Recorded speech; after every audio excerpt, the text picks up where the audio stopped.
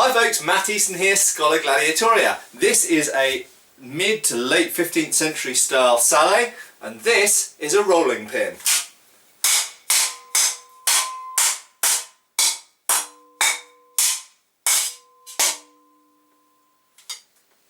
I'm fine! So, helmets work. That's the real headline here, but quite simply, this is a type of helmet that was incredibly popular from about 1430, but really popular from about between 1430 and 1450 onwards, right the way through to the 16th century, in fact.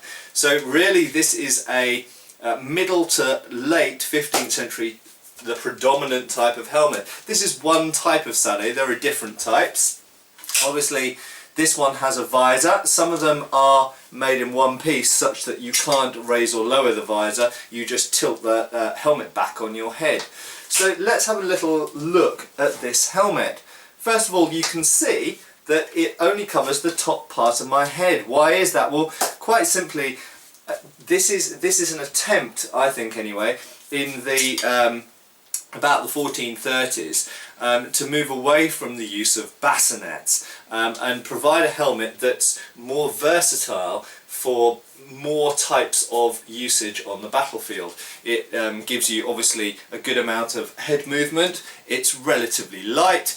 It can be given to all sorts of soldiers, so if you're an archer or a handgunner or a crossbowman or a halberdier, you can wear this type of helmet either with or without chin protection. If you're a fully armoured knight or man-at-arms, then obviously you put it with chin protection. Let's just have a little look at that chin protection. So here we have what is called a bever, which comes from the French word bavoir, I believe, and this quite simply protects the bottom half of the face and is worn in conjunction with the sallet. Now, unfortunately, I have another sallet that this bever goes with, and this bever doesn't fit this sallet, so I can't put this on to demonstrate because it's a little bit too wide for this particular sallet. But in essence, it protects the bottom half of the face, and the visor closes down there, and the bever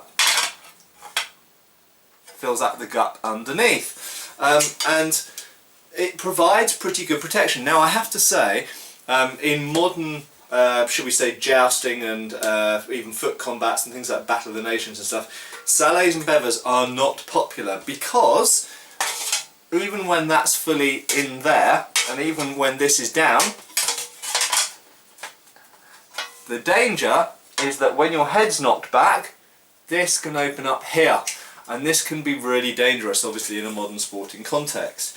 Now, you may ask then, well, why was the helmet used? Well, I think that the sallet is, by and large, it's to do with versatility, and you've got to think about the use of arms and armour on the battlefield in a wider sense, not simply when I'm engaged in combat, but you've got to think about when you're travelling, when you're marching, when you're riding, when you're just walking around, when you're involved in a siege, or when you're doing jobs, essentially. Okay, so a helmet's not only for close combat, and that's why tournament armour, be it jousting armour or indeed for foot combats with things like poleaxes, was very often different in certain ways, especially helmets, was very often different to war armour, because clearly, if you look at a modern comparison, you look at something like Battle of the Nations, generally they wear a lot of padding, quite hardcore heavy padding, and their armour is often thicker than armour that was historically worn, and they're going for the maximum amount of protection. But if you wore, generally speaking, there might be exceptions, but if you wore that level of padding and that thickness of equipment in a military campaign, you'd just be overheating and exhausted the whole time. You simply just can't pile on as much armour as you can physically carry and then go out on campaign. Your job as a soldier is to be a soldier, and that doesn't involve fighting all the time. If you know you're only going to be fighting, then clearly you pick the most protective thing. So in the period of these sallets, if a knight, if a man-at-arms was going to be engaged in a foot combat with poleaxes, they generally, in fact almost always as far as I'm aware, wouldn't choose to wear a sallet and bever because they're not safe enough. In fact, they would choose the great bassinet. The great bassinet is exceptionally protective, and it was very much favoured by English knights who fought on foot predominantly, until probably a little bit later than it was still favoured on the continent, by knights who predominantly fought on horseback. It's incredibly protective, but it's also incredibly big and heavy, and it doesn't give you very good mobility, doesn't give you very good vision. You can't look up and down very easily. The sallet, at least without the bever on, and if the bever is on, you can loosen it so it hangs down, and we see this in period artwork a lot. The sallet enables you to look up, to look down, look all around. It's incredibly comfortable. It's very much like a modern military helmet. If you think about World War II helmets, it's basically a bit similar to this with the addition of face protection. So the sallet was incredibly popular in the second half of the 15th century. I think not because it's the most effective helmet in combat, far from it. I think it was the most popular helmet in the second half of the 15th century because it's versatile and comfortable. And we see time and time again throughout history that soldiers prefer something that is versatile and comfortable. And you know, there are accounts of conquistadors abandoning armour in America because of overheating in cuirasses and things like this. We see equipment even in modern military usage being sort of pushed to the side slightly because it's uncomfortable or a bit too heavy or whatever, and you know, famous cases of people leaving out plates out of their ballistic armour in modern warfare. So very simply, soldiers will gravitate towards things which are protective enough-ish, but also convenient and comfortable to carry and to wear all the time. And if you're going to be wearing a helmet all the time, you don't want to be wearing a great bassinet, and that's why even knights switch to wearing these. So let's have a little look at this specific sallet. So this specific sallet is a probably, we will say, French or English style, could be Italian export style as well, from the mid 15th century. So we're looking at kind of 1440s through to about 1470s. And in fact this style does continue in use later. As I mentioned, this is a visored style. It has a locking pin at the side for safety, which is a feature you find on some historical helmets, although not all of them by any means. It's a very popular feature on modern helmets for safety reasons. This is made of hardened carbon steel, and it's made by Best Armour of the Czech Republic. And I'm really impressed with it. It fits my head. I've got a fairly small head. I only have a 57cm head, tiny head, but it's the right size for me, and it fits really snug, really tight. I put a small arming cap on underneath just to give a little bit of extra padding if needed. I think very often when soldiers were wearing these, they probably wouldn't wear them with an arming cap, or at least not with padding. In modern sporting context, obviously we go for as much safety as possible, but if you're wearing a helmet all the time with no immediate expectation of being hit in the head, you probably just wouldn't bother with the arming cap because it makes your head very hot and makes you very sweaty. So as you see, it's got a one vision slot that's fairly narrow, and if we just look at that, you can see that it's sculpted in such a way that things coming in here will naturally be led to slide away. So this scoop here, if something hits right there, it will naturally just slide off down there. If something comes above, it should hopefully slide up here. Yes, if you're very unlucky and you get something exactly there, such as a spear or an arrow, it will go in your face. There's nothing to prevent that, but you need to be able to see. But you can really see that this vision slot, and also it's fairly narrow, it literally comes to about there on my eyes. The vision is fairly good because the visor's quite close to the face. I've actually got quite a good field of vision up and down, left and right. The further a visor gets away from your face, generally the more protective it is, but also the less field of vision you have. And you'll often notice that very big visors, such as the famous hound skull or pig face bassinet, sort of cone nose visors, they sit quite far away from the face, and I think partly for that reason they're very often very perforated, so that you've got little breadths, as they're usually known, to also see through, as well as the actual vision slits themselves. You'll notice also in good replicas, in good quality replicas, the visor here, you see it's got what's known as a brow plate or brow reinforce here. So we've got double thickness of carbon steel over the forehead, which obviously is where it's most likely to get hit. With good quality replicas, you'll notice this sits very close and snug, and as the visor comes up, it stays close to the helmet.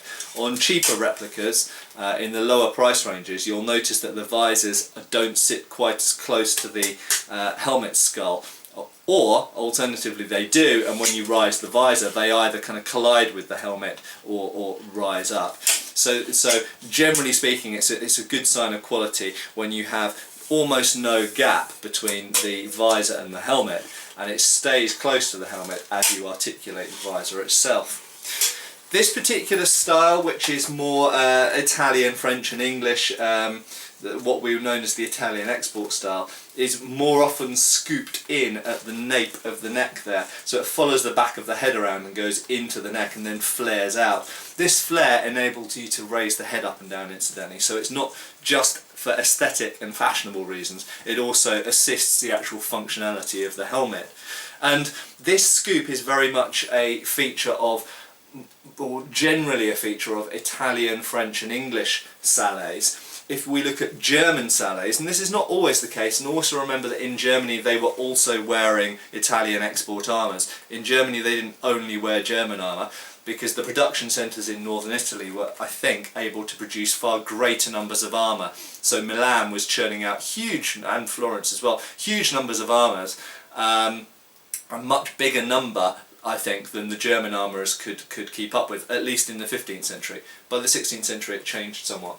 And German sallets tend to, or Schallern as I think they're called in German, come down to about there and then they go straight out, more like almost like a modern speed cycling or downhill skiing helmet. So they tend to go more like that. And we also find munition sallets, which were churned out in large numbers for common soldiers such as crossbowmen and halberdiers, which are more this kind of shape. The sallet itself almost certainly has its origins in the late 14th century bassinet, or bassinet, where we notice that which is basically the universal helmet for armoured men in the 14th century was the bassinet. The kettle helmet as well, or the iron hat, chapelle de feu as it's sometimes known, played a part. And it seems that at the end of the 14th century and beginning of the 15th century, we start to see bassinets that actually have this type of scoop at the back of the skull of the helmet, and that, combined with the popularity of kettle helmets, seems to have led to a gradual movement whereby we get, if you just imagine this without the visor for a minute, so I'll raise the visor up, where you get a bassinet that's essentially shaped more like a sallet. And by about 1430 we start to see sallets appearing more and more in period art. But predominantly it's a helmet that was really dominant in the second half of the 15th century and was still popular in the 16th century as well. So just, you've seen the outside of it now, you've got a good idea of that. Let's just have a little look inside. So the inside is fairly universal to medieval helmets, and it has a suspension system there with a band that goes around the outside. That is what this line of rivets are. So if you're ever looking at a helmet in a museum or in period artwork and you see a line of rivets, that indicates where the liner is attached. They're not always attached at this level, in other words around the brow. They're sometimes attached lower down here. Okay, so you've got two main heights that you can attach that at. By attaching it higher up, it does mean it's above the level of your ears, which obviously means you can hear a little bit better. Though I have to say, when I was bashing myself in the head with the rolling pin, it's quite loud. It's a bit like having your head inside a bell. If you have a lot more padding, it protects your ears from that kind of ringing, but the problem is that if you have a lot of padding, then it can also make it incredibly difficult to hear, and it makes it much hotter. So the liner is really like a sort of web, and you can see that the strips go up and are then linked You can see they're linked by a cord or a thong that goes around and connects the sort of strips together, and that means it's a bit like a modern builder's helmet, or indeed like a modern military helmet, and like some cycling helmets as well. And really what it's doing is it's keeping your head away from this. And so I remember back in the earlier days of reenactment, everyone used to get helmets and fill them full of foam. And one of the problems is that all of the impact gets transferred through to the head that way. If you have a liner, what happens is it keeps a degree of movement of the helmet on your head, such that when it's hit, the force is transferred around rather than transferred straight into your head. And of course, as I demonstrated, you can put a helmet on and smash yourself in the head and it doesn't hurt. However, if you get hit by something like a poleaxe, it's a bit like being punched by Mike Tyson in boxing. Your brain is going to get shaken around inside your skull. So you want to limit the amount of movement of your brain and the amount of shock that's being transferred to your head, because obviously that will knock you out potentially. And also to the neck as well. So really, the weight of helmets is useful because the exchange of energy and the sort of momentum of when you get hit in the head. If you have a heavy helmet like this, and they're not, super heavy, but nevertheless they're made of solid steel. If you have a heavy helmet, it helps absorb some of that shock and some of that energy of being hit in the head, and protects both your brain and your neck. And of course, protecting your brain and your neck is incredibly important. So there we go, guys. There's a brief, I will talk more about sallets, I'm sure, in the future, and other types of helmet and armour, but a brief look at the sallet and this specific example, which I'm very happy with, and I will almost certainly be buying more armour from Best Armour, because I'm really impressed with what they've done with this. And this is actually my first piece of armour that's hardened carbon steel armour.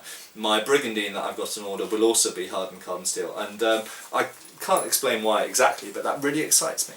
Also, just to say that if you're interested in seeing more examples of different types of sallet from original artwork and indeed original surviving examples in museums, have a look at my Pinterest. I'll put the link below here. I have several different albums on my Pinterest, and one of those is sallets, and you can see different types of sallet and also different types of bever and how they go together and how they were used. And also just to note, of course, that sallets were often worn without bevers as well, so many of the original examples in artwork you'll see, they don't have a bever at all, they're just worn as an iron hat. Okay, here we go. Goodbye to the sallet, goodbye from me, see you in the next video. Cheers, folks! Thank you for watching. Please subscribe, follow us on Facebook. You can buy t-shirts through Spreadshirt, support us on Patreon, or follow us on Pinterest. Thank you.